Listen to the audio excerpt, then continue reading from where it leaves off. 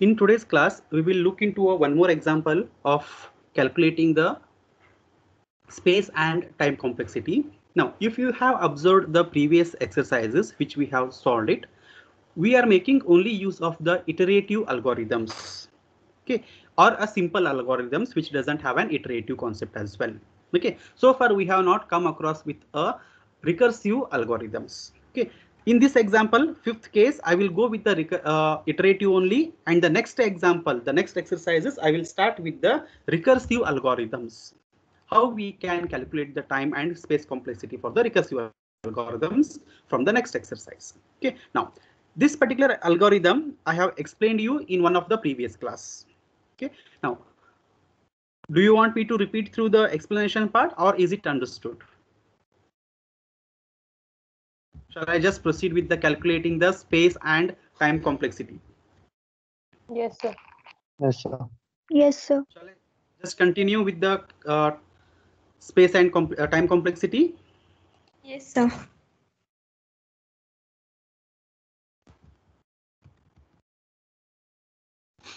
Now tell me, help me in order to solve this particular problem. Now, the line number, okay, let me ask the, make it little easier. A division students, can you try to answer how many times this particular statement will be executed? I just need an answer from A division students. One time. One, right? Then what about the next line? One time. One time. Times. Then next statement also one times. One. Then this statement also gets executed one time. Now tell me, students, how many times this particular statement is going to be executed? And 10 times. N times. Okay.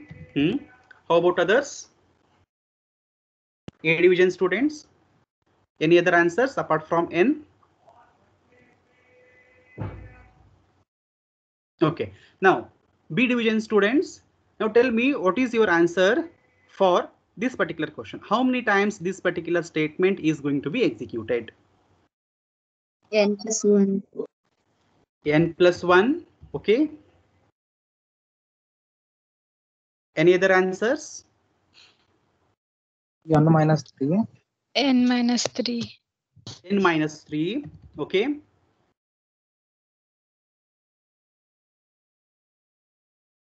Fine. Now let us, since we have got a different answers, now let us try to pick up which one is correct, which one is not correct. Okay. Now, in order to understand this one, as I told in the previous exercises, we need to first visualize the corresponding code, C or a Java code for this particular line.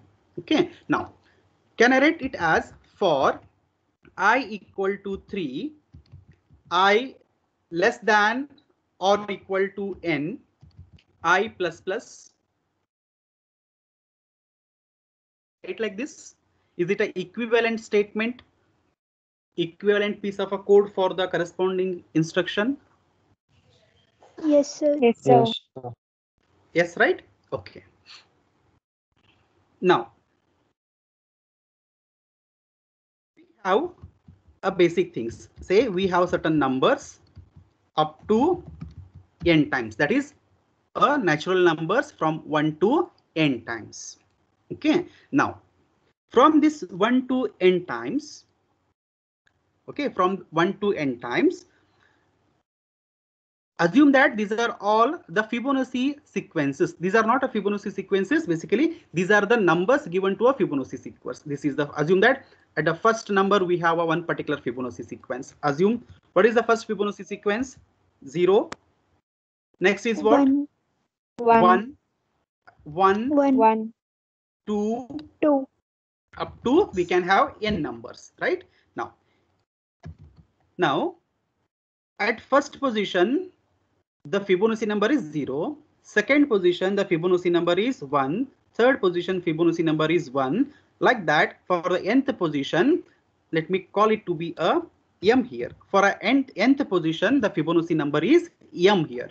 Okay. Now the first and second Fibonacci numbers are already taken care over here. Agree? Then we are only looking at these many numbers, that is from third Fibonacci number up to the nth Fibonacci number. This is the basic idea of how the algorithm is written. Fine. Now, understood this part? Yes, sir. Yes, sir. Okay. Now Yes, sir. we need to figure out this thing. Okay. Let me put it back. See. If I have a for loop which starts from for I equal to 1, I less than or equal to n, I plus plus, in this, tell me, A division students, we have two things, possibilities. One is a true case, other is a false case. Okay. The condition, this particular condition will be true and the condition may be false. Tell me how many times this particular condition will be true. How many times this particular condition will be true in this particular example.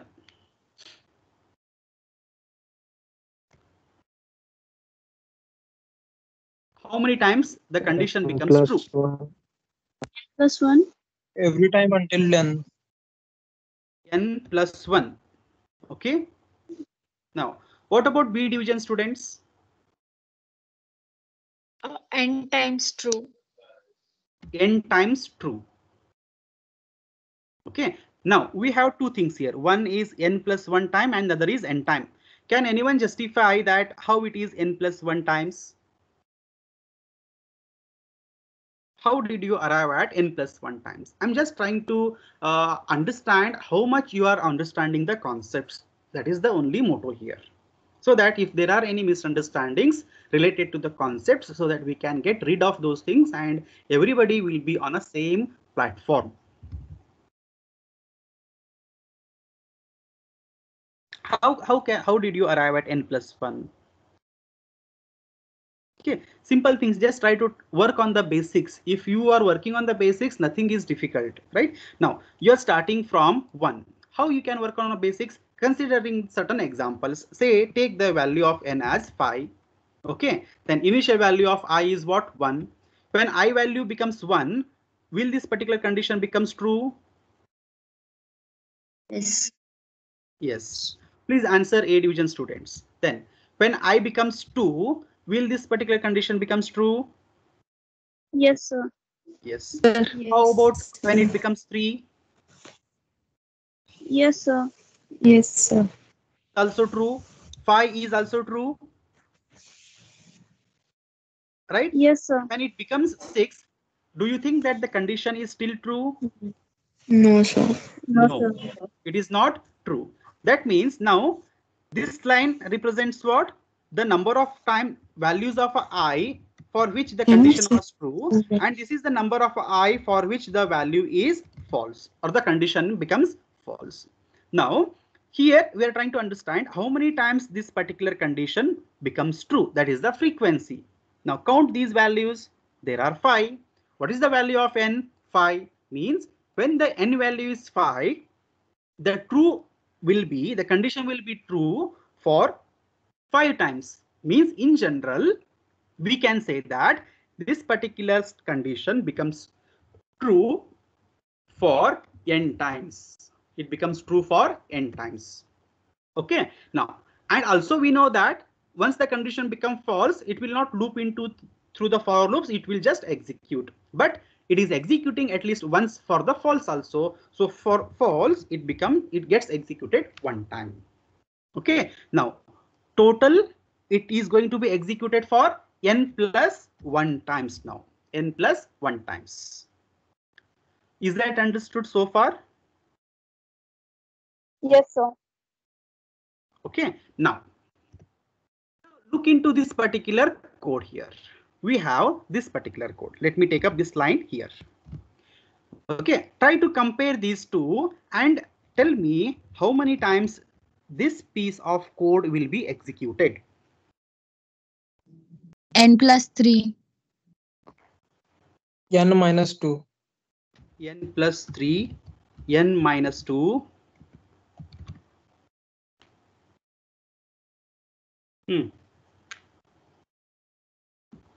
B division students.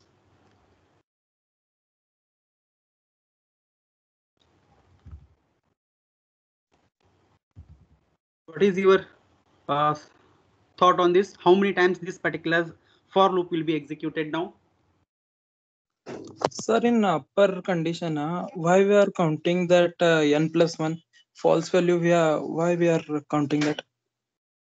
That is essential in order to identify how many times the for loop will get executed. Okay, and later we are going to consider only the upper bound of the function when we want to display it as or show it as a part of a big O notation. Okay, let me answer to this your question here. Where is that? Now.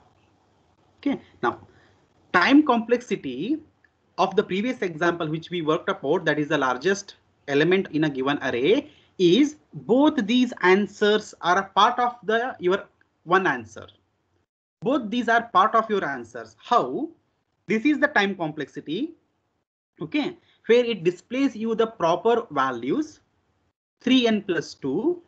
But if we want to represent this time complexity in terms of big O of n, then we represent it as big O of n.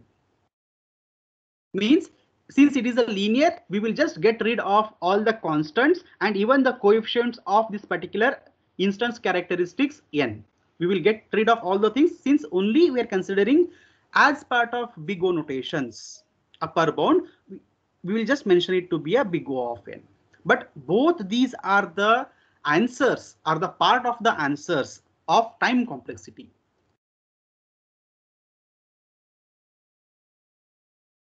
Understood, Pranay? Yes, sir. Okay, now let's come back to here. Now, few students said it is n plus 3. Few students state it is n minus 2. But both these answers are wrong. Can anyone now think which can be the correct answer? N times. N minus 1, sir. N minus 1. N minus Sir, 1. N minus 1. n minus 1. Okay, n minus the 3. correct answer is, okay, I have got one more possibility, n minus 3. Now let us understand here. If you have understood this part, assuming if you have understood this particular part, then understanding this becomes very simple, right? Now, pay attention to this particular line. We have n Fibonacci numbers, right? Representing the same thing in a for loop is this one, and it gets executed for n plus 1 times. Okay, now out of these, what I'm doing is that first Fibonacci number and second Fibonacci number I am already printing in the previous two lines. I'm already printing in the previous two lines over here, and I'm just running the for loop from the third Fibonacci number up to the m Fibonacci number, Okay, let's have the n value itself. Now, from 1 to n, we have total n. That is, for 1 to n, it is n plus 1 times. And when I take off the first two numbers, then it will be what? N plus 1. And I need to remove two numbers. So n plus 1 minus 1. How much I get? N minus 1. Understanding?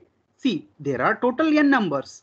Out of these n numbers, the first and two numbers I am not considering as part of this for loop here, because starting only from where? Third number. First and second I have taken it out. So for 1 to n it will execute for n plus 1 times, but two numbers are already taken out, means it will execute 2 less than these times, that is n plus 1 minus 2. So if you perform n plus 1 minus 2, what you get? N minus 1. That means this particular for loop will get executed for n minus 1 times. See, I did not give you any other explanations, only the basics parts. Only the basics. If you are working on your basics, then the understanding the concepts will become very easy. Understood how we derived that this particular statement will get executed for n minus 1 times? Yes, sir. Sir, Yes. you told that 1, 2, 3, 4, n is If we are containing n equal to 5 and we are executing the same part without Fibonacci number, sir. Then now 1, 2, 3, 4, 5. Then we can contain 3, 4, 5. Yeah, because I is equal to 3. Then 4, then 5. 5 minus 3 or 5 minus 3 values is equal to 2, no, sir?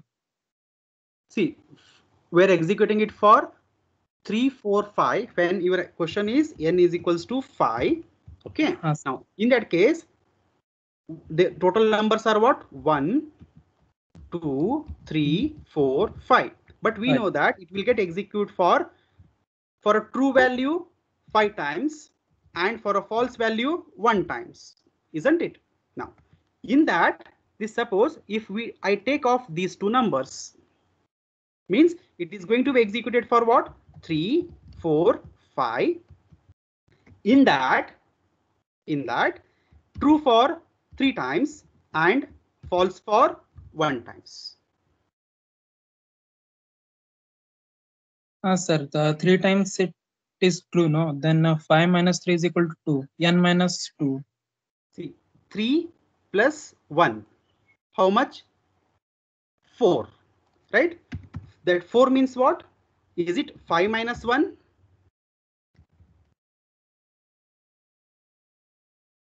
See, for 3, 4, 5, to print 3, 4, 5 numbers, okay, the condition will be true for 3 times and the condition will become false for 1 time.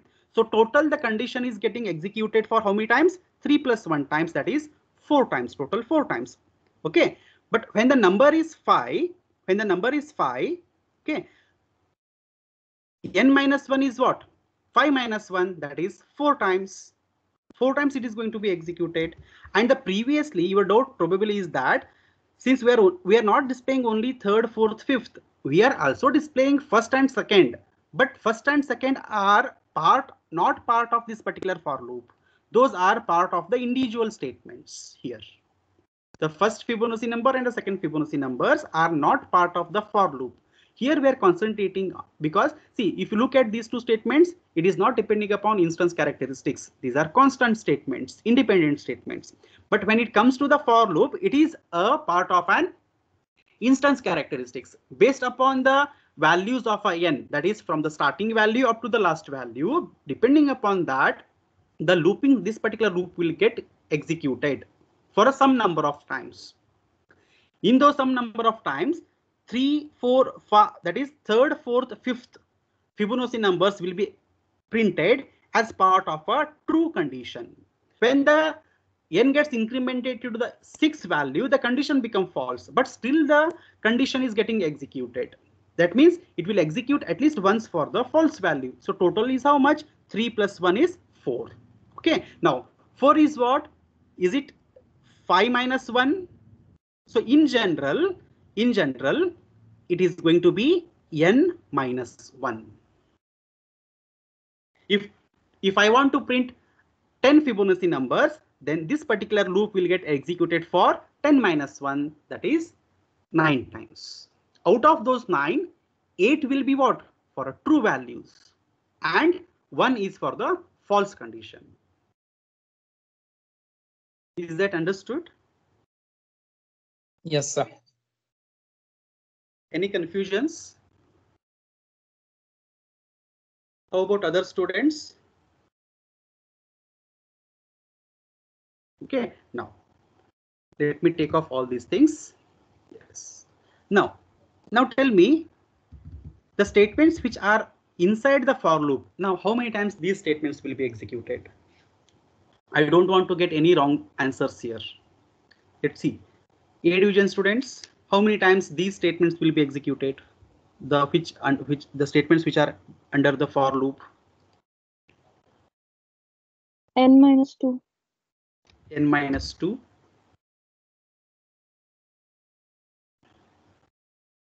Correct, no? It's n minus 2. B division students, do you agree?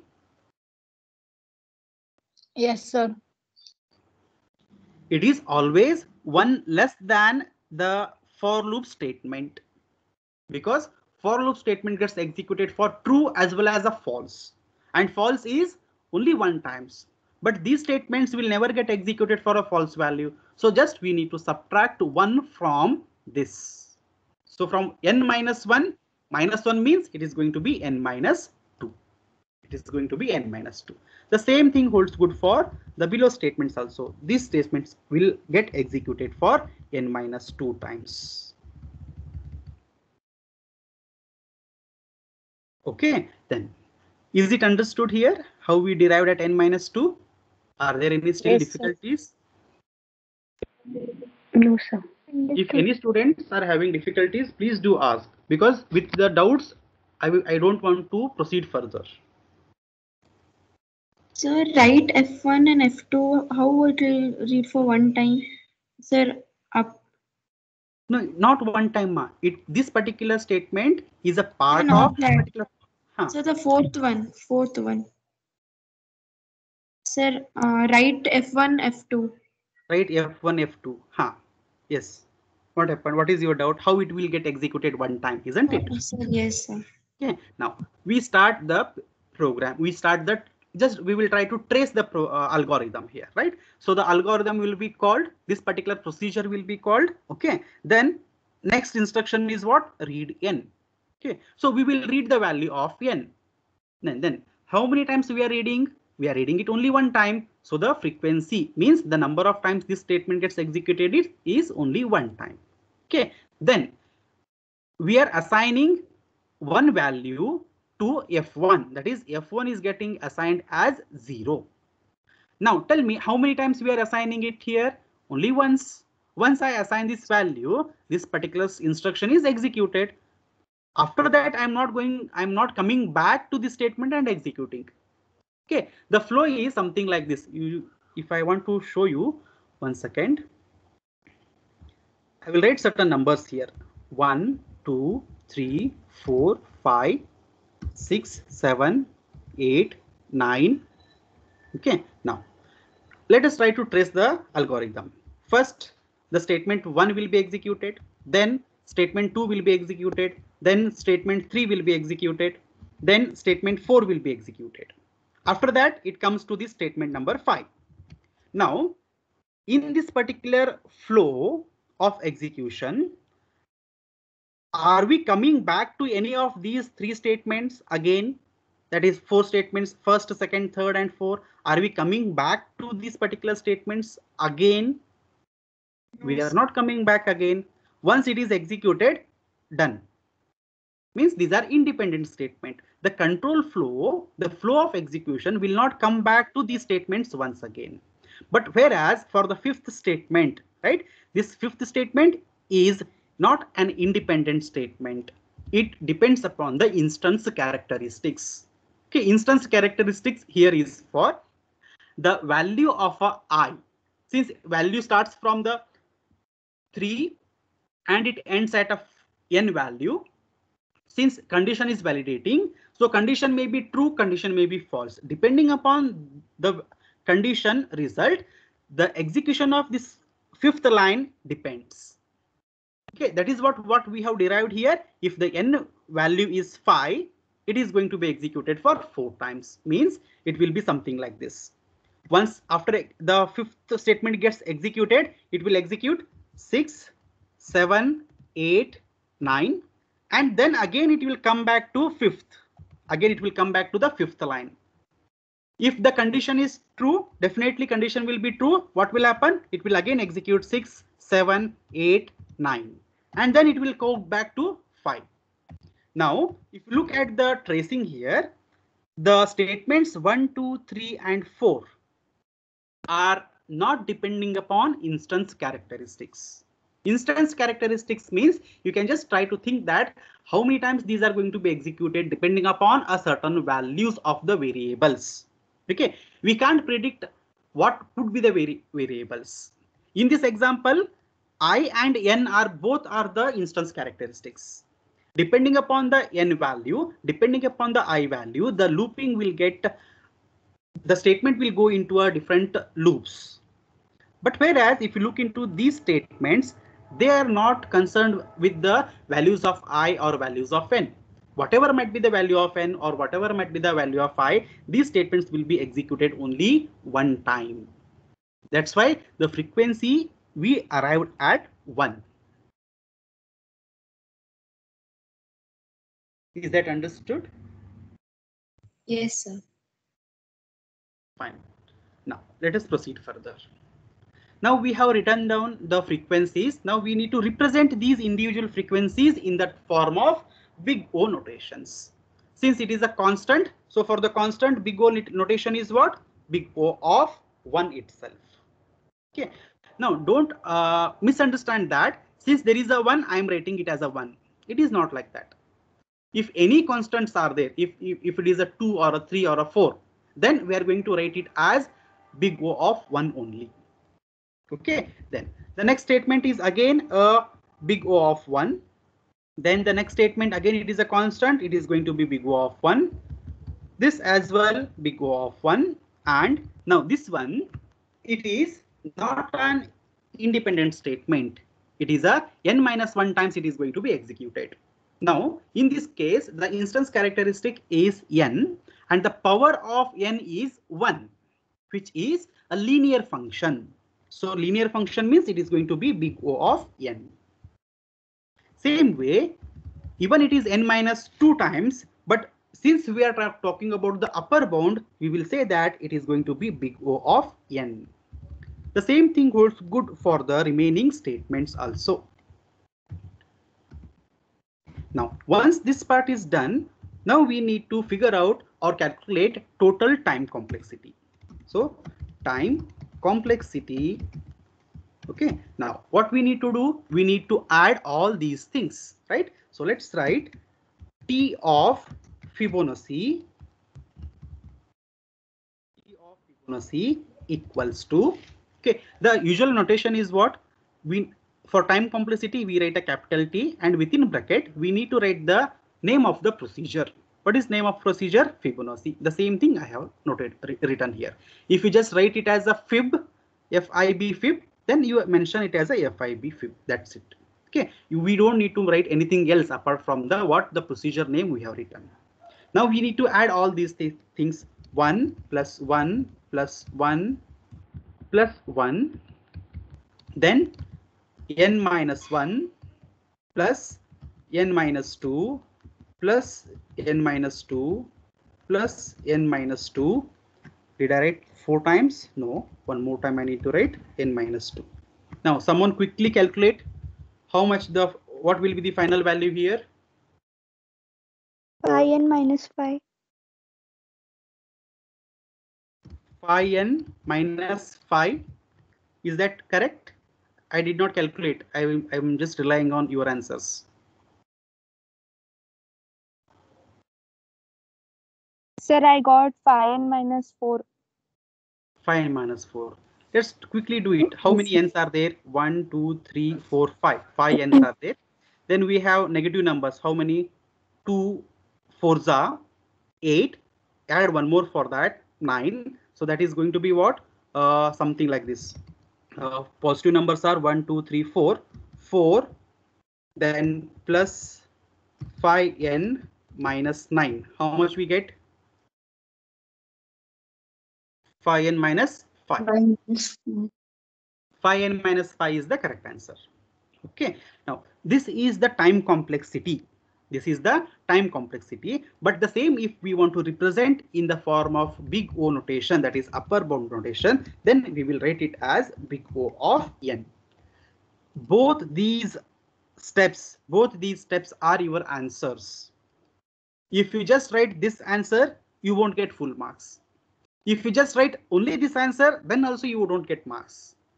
If you write both these answers, then only you get a full marks. Fine. Now let us proceed with the next concept, that is calculating the space complexity. Space complexity. S of Fibonacci.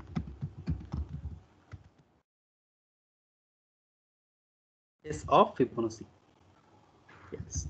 Now tell me, how do we calculate Fibonacci? That is space complexity here.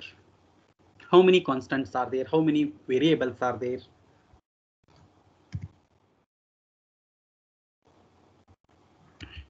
Sir, 5 variables. Integer variables are what? F1, F2, then we have F3, then we do have an I, and then we have a N, right? Let me write this N at the beginning because it comes first, isn't it? We have 5 integer variables. Requires 2 bytes of memory space. That means this is equals to 2 into 5 into 2, that is bytes. Then how many constants are there? 1. This is little difficult answer, right? To answer for how many constants are there? 1, sir. 1. 1. How about others? A division students?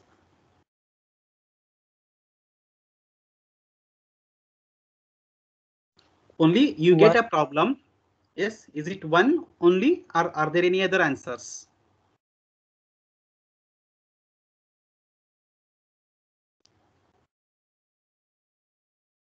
One, How? sir. Only 1. There is only one constant, which is part of step 1. Part of step 1, that is I is equals to I plus 1. So I plus 1, that 1 is a constant, integer constant 1. You can just mention here as step 1, which is a part of that. Okay, then that requires 2 bytes of memory. So total it is going to be 2 bytes. Okay, now is that all? Anything else?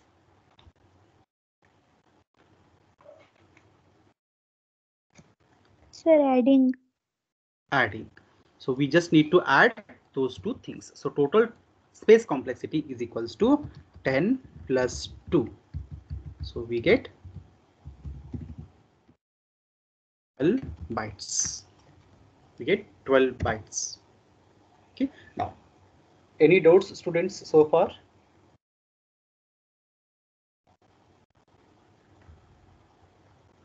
No, No, sir. sir. Okay. I No, thought sir. of covering the other concept also for calculating time complexity and space complexity for the recursive algorithms, but I don't think so I can cover it up right now. We can try to wind up here. Okay, now do one thing, take a screenshot of this particular algorithm. Take a screenshot of this.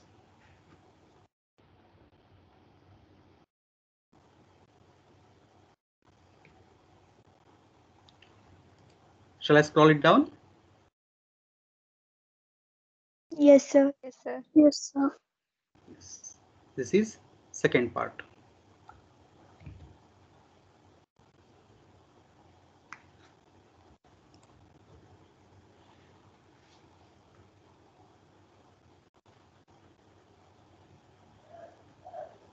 Done? Yes, sir. Okay. I hope I believe that you are writing the notes properly. Day to day you are updating your Fairbook and you are keeping it ready. If you don't do, then it's loss for you students. I'm not going to give a separate notes for all these exercises. You have to write yourself, and in a proper continuation you need to write. If you don't do that one, then later what may happen is that you might be having the notes written here and there, and at the time of examination, if you start studying, you may not get it at one place. So do write the notes properly, one after the other. Every concept is completed. Yes, sir. Okay, fine. If there are any other concerns, any other things you want to know, that if you're not able to understand the concepts and you want me to repeat the things, so please do let me know, that I can explain it again little in detail.